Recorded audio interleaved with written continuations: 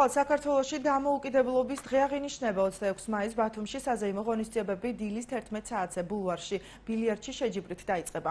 დღეს განმავლობაში დაგეგმილია სპორტული შეჯიბრებები სხვადასხვა სახეობაში. 12 საათზე ამბანის კოშკის მიმდებარე ტერიტორიაზე ცაში საქართველოსა და ლიტვის დროშებით მოხატულ ფრანებს გაუშვებენ. 15 საათზე კი ხელოვნების მუზეუმში გაიხსნება 23 ავსტრიელი და თანამედროვე ქართველი მხატვრების ნამუშევრების გამოფენა. ღონისძიებებს საღამოს 17 საათზე კულტურის ცენტრის შემოქმედებითი კოლექტივების კონცერტი დახურავს.